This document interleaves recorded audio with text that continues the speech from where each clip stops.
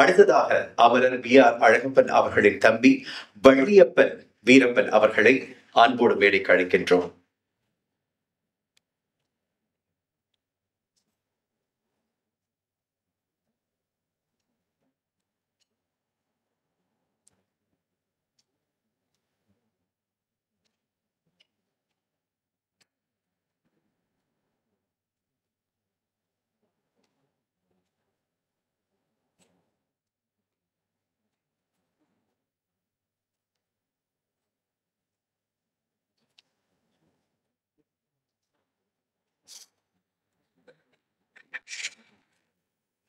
எல்லோருக்கும் வணக்கம்.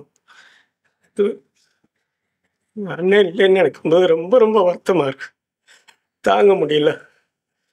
நான் அன்னைக்கு சிங்கப்பூரில் நல்லா இருக்கேன்னா முதல் முழு காரணம் அண்ணன், அதுக்கப்புறம் அண்ணி.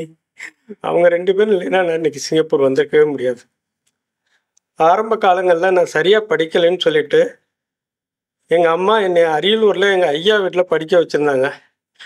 அங்கே போய் நான் சரியாக படிக்கலைன்னு சொல்லிவிட்டு அண்ணன் அப்போ தான் அமெரிக்கன் காலேஜில் பிகாம் முடிச்சுட்டு அதுக்கப்புறம் சென்னையில் பழனியப்பன் விஸ்வநாதனில் ஆர்டிகல்ஷிப் பண்ணிகிட்டு இருந்தாங்க. அவங்க சொன்னாங்க, இவன் அரியலூரில் இருந்தால் படிக்க மாட்டான், இவனை தேவகோட்டையில் விடுங்க, நான் பார்த்துக்கிறேன்னு சொல்லி அண்ணன் டேக் கேர் பண்ணி என்னை படிக்க வச்சாங்க. தேவகோட்டையில் படிச்சுட்டு அதுக்கப்புறம் தேவகோட்டையில் சேவூர் அண்ணாமலை காலேஜில் அண்ணன் என்னை படிக்க வச்சாங்க. அதுக்கப்புறம் என்னை நீ நல்லா படிக்கணும், பழனியப்பன் விஸ்வநாதன்ட்டே நான் உன்னை சேர்த்து விட்றேன்னாங்க. ஆனால் நான் பிகாம் பிஎஸ்சியில் நான் ஃபெயில் ஆகிட்டேன். அதனால் அண்ணன் ஒரு கம்பெனி ஆரம்பித்தாங்க, எஸ்கே ஃபைனான்ஸ்ன்னு சொல்லிட்டு மெட்ராஸில். வாணி ட்ராவல்ஸ், எஸ்கே ஃபைனான்ஸ், ரெண்டையுமே என்னையை தான் பார்த்துக்க சொன்னாங்க. எனக்கு எப்போவுமே எல்லா விதத்துலேயும் எங்கள் அண்ணன் என்னை சப்போர்ட் பண்ணியிருக்காங்க. அதுக்கப்புறம் நான் திருப்பி பிஎஸ்சி முடித்த உடனே பழனியப்பன் விஸ்வநாதன்ட்ட பேசி என்னை அங்கே சிஏ படிக்க வச்சாங்க. இன்டர் மட்டும்தான் முடித்தேன், ஃபைனல் என்னால் முடிக்க முடியல. அதுக்கப்புறம் நான் பிஸ்னஸ் ஆரம்பிக்கலான்னு சொல்லிட்டு ஒரு செட்டிநாடு மெஸ்ஸுன்னு சொல்லி ஆரம்பித்தேன், அர்ச்சனா செட்டிநாடு மெஸ்ஸுன்னு. அதுக்கும் அண்ணன் சப்போர்ட் பண்ணாங்க. பிஸ்னஸ் எனக்கு அவ்வளோவா இன்ட்ரெஸ்ட் இல்லைண்ணே, என்னை எப்படியா சிங்கப்பூர் கூப்பிட்டு போங்க என்ன. அதனால் அண்ணனும் அண்ணி கலந்து பேசி என்னை சிங்கப்பூர் கூப்பிட்டு இங்கே மணிவாசங்கிறவங்கள்ட்ட வேலைக்கு சேர்த்து விட்டாங்க.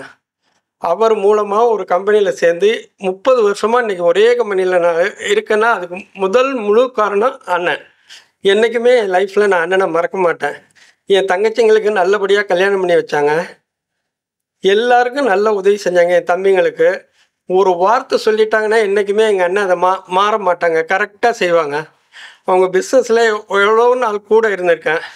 அண்ணன் கல்யாணத்துக்கு முன்னாடியெல்லாம் அவங்களுக்கு ரைட் ஹேண்டாக இருந்தது நான் தான்.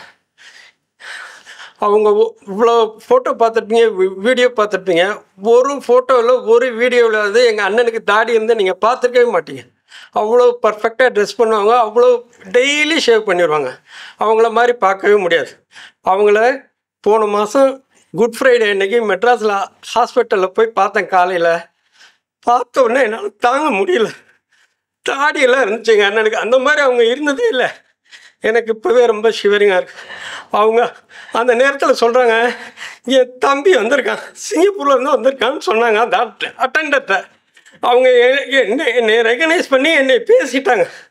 அந்த ஒரு இது தான் என் காதில் இன்னை வரைக்கும் ஒழிச்சிக்கிட்டு இருக்கு. எனக்கு அதை என்னால் நான் சாகிறது வரைக்கும் மறக்க முடியாது. எங்கள் சித்தப்பா சொன்னது 100க்கு 100 உண்மை. அப்படியே சித்தப்பா சொன்னது மாதிரியே எங்கள் அண்ணன் எங்கள் எல்லாரையும் நல்லா கொண்டு வந்துட்டாங்க, எங்கள் குடும்பத்தையும் நல்லா தலை தூக்கி நிற்க வச்சாங்க. அதே போல் தினகரன் ஐயா சொன்னது மாதிரி எங்கள் அண்ணன் 50th ரேங்க் எடுத்தாங்க. இந்தியாவிலே மொத்தம் 50 ரேங்க் தான் கொடுப்பாங்க, எங்கள் அண்ணன் அதில் சிஏ முடித்து எடுத்தாங்க. அவ்வளோ கஷ்டப்பட்டுருக்காங்க. அவங்களுடைய ஆத்மா சாந்தி அடையணும், எங்கள் அண்ணி பிள்ளைங்க எல்லாம் நல்லா இருக்கணும், எங்களுடைய ஆசீர்வாதம் எங்கள் எல்லாருக்கும் இருக்கணும். நன்றி, வணக்கம்.